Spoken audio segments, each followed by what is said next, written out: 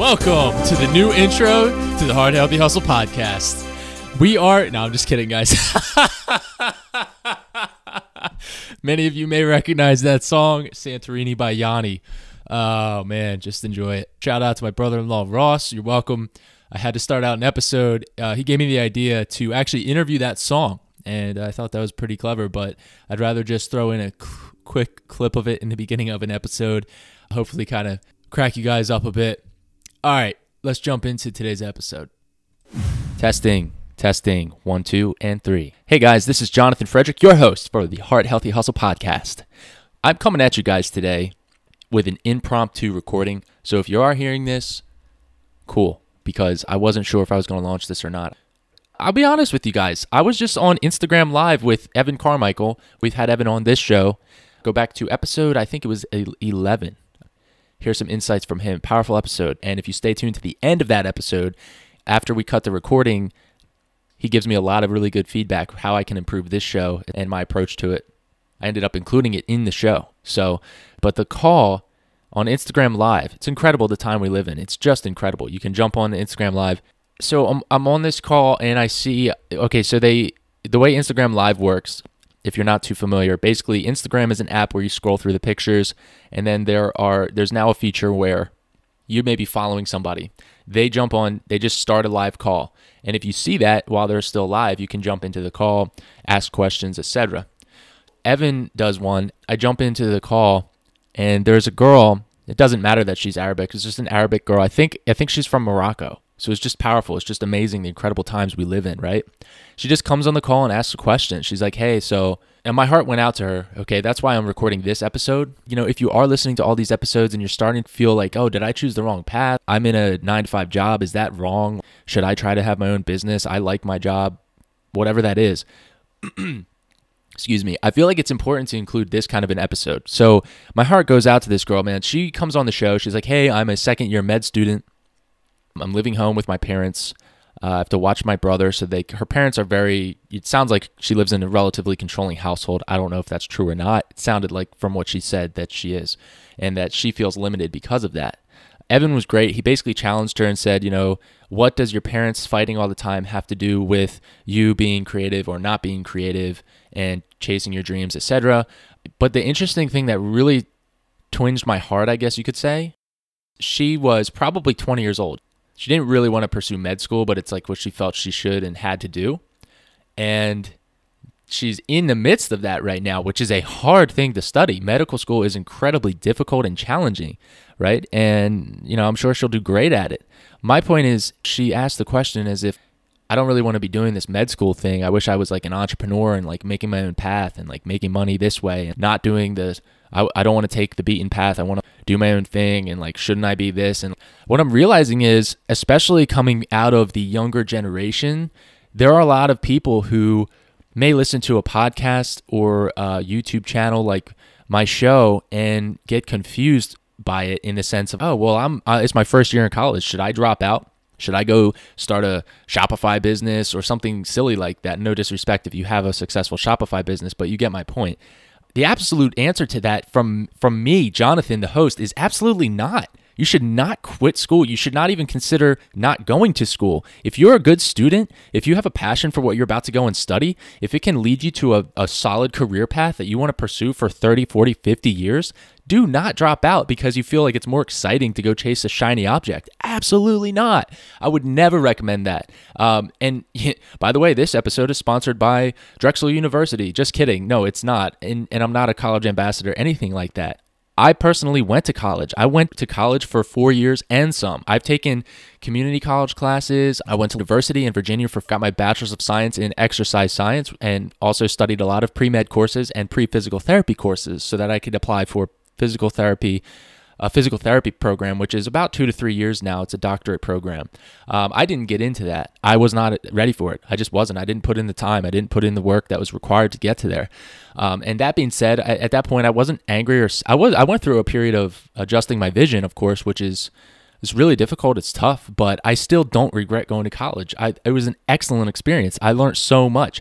And don't take my word for it. There are so many people who they didn't even start their own business until maybe they're in their 40s, their 50s, their 60s, maybe their late 20s. And I'm not saying this from a standpoint of like, oh, I'm an expert. I'm just sharing my personal experience. I don't expect this to resonate with everybody, but I do want to record this girl, man. Like, she's like, oh, I feel like I'm just doing the wrong thing. And I feel like with Instagram and social media and how exciting and shiny like having your own business can sound just from people posting silly, like they're, 90% of the stuff posted on Instagram, it's pretty much fake. Let's be honest, the standing in front of luxury cars that they rented, whatever it is, there are a lot of success stories and there are a lot of people promoting like a luxury lifestyle and all this, but that's not going to fulfill you anyway. But even from the true entrepreneurs who actually have made it, who actually have moral authority to back up what they're promoting, even them, it's not for everyone. I think you can be morphed into an entrepreneur if you are a special kind of a person. And I say special not in the sense of like you're better than anyone. I mean like you're a weird person, all right? Like you're weird. You want people to reject you because it's going to motivate you to get better. You want people to tell you where you stink, where you need to improve, why you aren't good. Like you need that as fuel to like get after it. You know what I mean? Like get after it. Like that is a weird person. Most people don't live that way. If you're an entrepreneur, you're not, and I'm not necessarily saying to throw that in the backpack of bitterness. Absolutely not. I think you should live in constant forgiveness and grace. Now, that being said, I think it's powerful to have people actually show you like, hey, actually you could improve here. And it's like, wow, okay, thanks. Let me implement that and get better and get better and better and better. Like I was watching, I think it was a documentary on Michael Jordan, greatest basketball player to ever live. Yes, he's better than LeBron, period. End of story. He's Michael Jordan, though, being the best basketball player of all time, right? He would get better and better and better and better and better and better and better and better. And he never failed to show up and execute and show that he had gotten better and deliver on that and then gotten better and delivered on it and gotten better and better and improved. And so why did I share that? I shared that because the point is, don't just look at social media and think, oh, I need to be an entrepreneur. Like, man, absolutely not. Like, if you like your job, cool, do it. Do it. If I ever talk, I made this podcast, for people, one, they already own a business. I made this podcast for people who are looking for other individuals who are already doing what they're doing. If you're somebody who works, a 9-to-5, awesome. And you're getting inspired from this show, awesome. Keep listening, share it, subscribe, write a review, leave me some feedback. I'd love that. Thank you so much for your ears and for listening and for your attention. I truly appreciate it. However, I don't make this show, I make it for everyone. Go ahead and listen. I'm grateful and I love that more people listen. But my point is, this show has been designed for people who, maybe we're feeling a little bit isolated because entrepreneurs and people who are kind of building their own business have, to reach any level of success, there are times where you have to kind of just put in that work and put the blinders on. It's not easy and it's weird. Like I said, you have to be a weird person to want to do this. And I'm weird. I openly admit it. I'm a weird dude. Like anyone who's known me on a friendship level over the years, like, I'm weird. I used to fart all the time. And I don't know. There's just so many weird things that I do and have done, and I have weird quirks and stuff. And I'm really goofy and I don't take myself seriously. It's just, there's so many things but if you are in school and you're finding podcasts like this, you're finding shows like this, and you're feeling anxiety because you're not sure if you should continue on the path that you're pursuing of like school education, getting that solid job, go do that. Go do that. Absolutely. And I would actually challenge people. I wasn't a good student. I'm not going to say, oh, I was a D and F student, because it's just not true. I don't have to have a story of rags to riches. I'll just be honest with you guys. I was like a C+, sometimes A-. If college starts to hit a point where it's like you don't really get graded by your effort. You get graded by like, did you put the right answer down? And if you didn't, sorry, you didn't get the credit. Even if you come into lab all the time, put in extra work, show the professor you mean business, didn't matter. It's like, if you get the wrong answer, you get the wrong answer, and that's life. Now, I wasn't a good student. I was a hustling student. I wouldn't say I was a bad student. I wasn't gifted, and I'm not saying I'm not smart. Wasn't the best student at all. The reason I chose pre-physical therapy was because I saw that it would be challenging for me to the peak of my capacity and some. It would push me to a point where I was really uncomfortable. I would struggle to deliver and get the grades I needed. And it ended up being true. I mean, I really struggled. Audible and I are now friends. I actually know that if you go into Audible and you wanted to get a book from audible.com, an audiobook, right? You can get a free one through my link. Please do it through my link. It will help my show. If you don't want to keep the membership, then simply cancel the membership before 30 days is up so you don't get an auto renewal. Keep your free book, walk away, and bow. We did all-nighters quite often. My sleep schedule was all over the place. I needed to surround myself with people who were very smart, really crushing those physics courses, upper-level chemistries, stuff like that. That stuff was really challenging for me, quite challenging for me. And I still think that was a great experience because you are going... There's another thing, too. When you come out of college, right, and you're like, oh, I'm too good for this job because of my degree or because I don't want to work at this kind of a job, it's like, oh, man, that's the wrong mentality. And you probably know this, but I'm just going to tell you to you straight. I came out of college. I went back to the job I'd been working, delivering beer all over Jersey, right? And that's a hot, sweaty manual labor job. Kegs are 180 pounds. Full-size half kegs, they're 180 pounds when they're filled with beer. So there is a hard job, right? You can crush your toes if you're not careful, yanking them off the side of the trucks in ghetto areas, ritzy country clubs. There's a vast diversity in the way where we delivered, casinos on the Jersey Shore, you name it. Point is, you got to do what you got to do. And I would go back to that job. Do I want to? No. Whenever I pass a beer truck that has a brand that I used to deliver for that company, I use it as motivation to say, I'm not going back there. I'm not going to go back and work a job like that because of my past experience. Do you know how valuable that is to have that punch in the gut every time I pass a Coors Light truck? It's so motivating. It is so motivating. There's so much of this bypass the adversity. Don't do those hard manual labor, crummy stuff that you don't want to do. Don't get your hands dirty. It's like, that is so fake. It's not true. Anyone that's any kind of level of success, from my observation, I'm not talking about me, I'm talking about people I've looked up to and admire, they went through so much more adversity than they would ever have time to talk about. They were consistent, though, through it all. They tried their best. They just kept pushing and kept pressing on. And my point for this is, go to college. If you want to go to college or you feel like that's the right thing, don't stop. Don't drop out. Finish. Get your degree. Make it count. You put in time. Now get the reward for it. I went to community college. Everyone else was graduating as a nurse, getting hired, graduating, going to medical school. I graduate and I can't get into physical therapy school, and I have to go home and live with my parents. No diss on my parents. I love them very much, but it's tough after you've been gone for 4 years at college. You're a different person. Everything's different now. So I went back to community college after going to a university. I went to my community college, which was a great school, and I had to retake Physics 2 and Chemistry 2. The two courses that were the hardest in my entire college career that I hated the absolute most. I was forced. If I wanted to get my degree, I had to retake these and pass them. So I had to teach myself what I had to do to actually get those completed and who I had to surround myself with to learn from and figure out the ways that I learn this kind of material and be dedicated and consistent and disciplined with studying this stuff that I hated. But I will tell you this. After you figure out the systems to actually solve a type of problem, whether that be chemistry or even physics, it's really exciting to realize, like, hey, I actually can do this with enough practice and enough attempts. I actually can do this. That's very invigorating. All that being said, I still hated it. Don't get me wrong. I didn't like it, but got my college degree.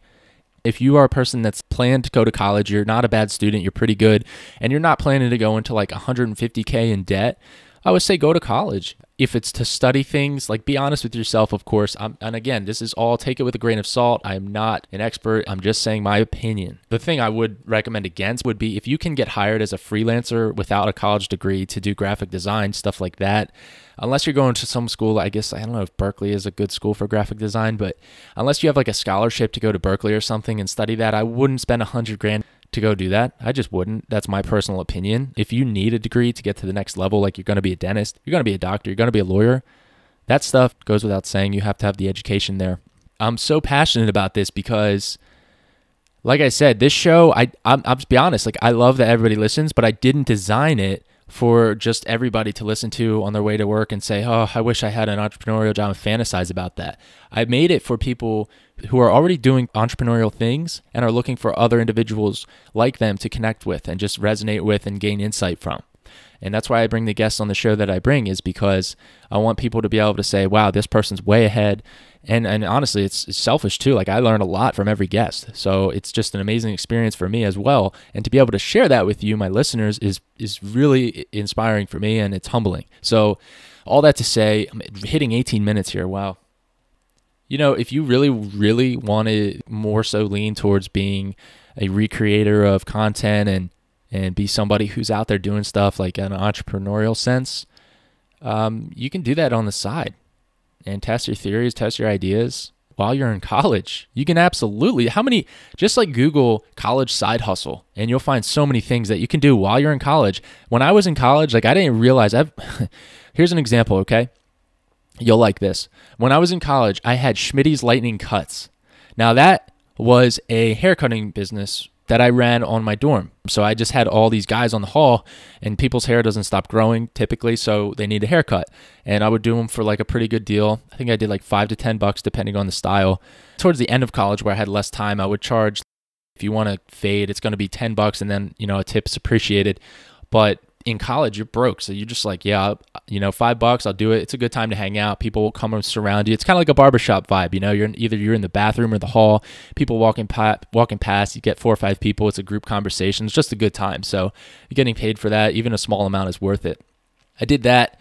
I sold books through some of the end of college. I would sell on Amazon, sold textbooks, figured out how to decipher if they're worth money, and then I would flip them for a profit.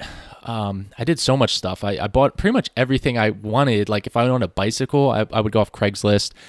For my bed, I actually worked at a mattress store part-time as the stock guy.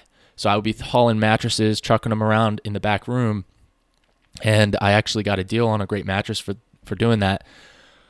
So, I pretty much just figured out what worked and what didn't. Even through college, that was my point. I wasn't thinking to myself, I'm going to be an entrepreneur. Like, in my mind, I was thinking, yeah, I'm going to be a physical therapist one day. I told people, hey, I'm studying physical therapy, because I was studying pre-physical therapy studies, all the prereqs. Yeah, if you're really that type of person where you're just so sure that you want to chase the shiny object of entrepreneurship, whatever it is, just test it. Just test it. Do it while you're in college. There's no excuse why you couldn't. Make it fun too. Like, for me, the haircutting doesn't take that long, and you get a vibe for like how you can manage it. So, but your reputation, if you do a good job, like, your reputation will spread. So I'd have people all different parts of campus and even off campus who'd be like, hey, I need a haircut. Like, can you hook it up? Whatever. And when I was wrapping up, I remember this, when I was wrapping up in college, there was a guy who was building an Instagram profile. This was like 2013, I think. And he was doing haircuts that were really elaborate. That guy, word of mouth spread like wildfire, because he was a really nice dude, and he also did an incredible job. I remember multiple people I think told me he only charged what people thought it was worth. But because he was such a good-hearted person and he would put so much effort, people almost always paid him at least $10. And I don't know what came of that, but just the proof of concept that he could do a good job and people liked him. He could have got hired downtown at the barbershop on the weekends, worked that job while he was in college. He could actually start his own little business. But yeah, it's just, my heart went out to that girl from the call that I mentioned in the beginning of this episode. It just went out to her because I didn't realize how influential social media is, especially to the younger generation. For me, I've seen Instagram grow from zero. I've seen Facebook grow from zero, where people were all on MySpace and they were like, yeah, Facebook, whatever that is, that's dumb. I literally deleted my MySpace and got on Facebook before 99% of my friends. And I say that to brag, one, because I thought it was cleaner. I thought it was better. Society has these weird swings where everyone was on MySpace. It was all customizable. You could basically build your own web page, put up songs that you liked so that you hope your crush would agree with the songs you like. It was so corny, but it was such a perfect setup for a successful social media platform. Then Facebook comes along. 2007 is when I joined Facebook. But I've seen all this stuff start from zero, so I know it's just another thing. But a lot of younger people who have grown up through middle school and high school who are looking at social media, that's like their world, more or less. Like, that's, oh my goodness, like, that's life. Social media is more or less everything. Like, it's always been there since the earliest time when they can remember they wanted to start being cool and accepted. Social media has been there, and it's been like that constant, like, oh, can I live up to get this amount of likes, whatever it is. I don't really care. At the end of the day, I want to provide value, but I understand it's just social media. It's just an app, right? It's just an app. I have to be clear about that. If you are a younger listener, if you are somebody who's, no matter what age you are, again, I don't really care if you want to be an entrepreneur. That's your life. It's your life. You have to decide that for yourself. And I take all this with a grain of salt. I'm not an expert. I'm taking from my personal experience. But it kind of hit me when the way she asked the question on the Instagram Live with Evan, where she's kind of like, I don't really want to do this. I'm a second year med student, and I'm doing it because my parents, or whatever that was. But I also thought to myself, like, this girl could be very successful. So don't just stop because you want to chase a shiny object. So that being said, take it easy, guys. Take care and enjoy the process. Thank you for listening to the Heart Healthy Hustle podcast. If you made it to the end of this episode, I want to say thank you. And also, I want you to ask yourself why.